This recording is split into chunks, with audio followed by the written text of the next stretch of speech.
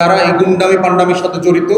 খুবই ক্ষুদ্রাংশ, বিএনপির অধিকাংশ নেতাকর্মীরা রেগুলার গণতান্ত্রিক যেই ভোটের ক্যাম্পেইন করা, গণসংযোগ করা, সেগুলো তারা করছেন। কিন্তু এই ক্ষুদ্র অংশটা হচ্ছে তাদের শুধু সুনাম নষ্ট করছে না, দেশের গণতন্ত্রের পরিবেশ এবং আমাদের ভোটের পরিবেশ নষ্ট করছে। দ্বিতীয়টা আচ্ছা, 24-এরটা হচ্ছে যে এটা পরিকল্পিতভাবে আনুষ্ঠানিকভাবে করা হয়েছে, কিন্তু আমার কাছে মনে হচ্ছে যে পুরো মাঠ প্রশাসন ভালো নির্বাচন চায় না, আমি এমনটা মনে করি না। ওনারা ভালো নির্বাচন চায়, ওনাদের অভিজ্ঞতা এবং দক্ষতার ঘাটতি যেখানে, সেটা হচ্ছে যে ওনারা কোনোদিন ভালো নির্বাচন করেন নাই এবং দেখেন নাই। মাঠ পর্যায়ে টিএনও থেকে শুরু করে ডিসি পর্যন্ত ওনাদের জীবনে ওনারা কোনোদিন একটা ভালো নির্বাচন নিজেও করেন নাই, দেখেনও নাই।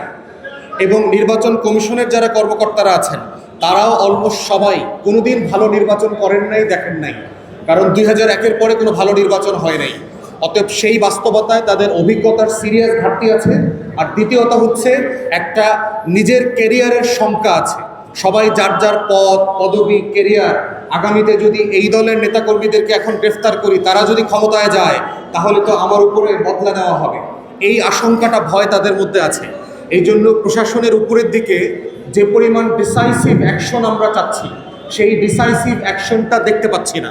যেই কাজটা 1 ঘন্টায় করা যায়, সেই কাজটা করতে তারা 3 দিন সময় নিচ্ছেন। দেখছি, করছি, শুনছি, মাথায় আছে, নিয়েছি, আমরা বিবেচনা করতেছি, এই ধরনের অ্যাডজেক্টিভ এবং বিশেষণ আমাদেরকে শোনানো হচ্ছে। কিন্তু আপনাদেরকে বুঝতে হবে যে নির্বাচনের আগের প্রত্যেকটা ঘন্টা আমাদের জন্য অত্যন্ত গুরুত্বপূর্ণ। কারণ এইটা শুক্রবারের মতো না যে জুমার নামাজ প্রতি সপ্তাহে একবার করে আসে, এটা 5 বছরে একবার করে আসবে। অতএব এই প্রতিযোগিতাটা আমাদেরকে অত্যন্ত নিষ্ঠার সাথে, ন্যায্যতার সাথে ভোটারদেরকে প্রায়োরিটি দিয়ে করতে হবে। ফেরদৌস ভাই।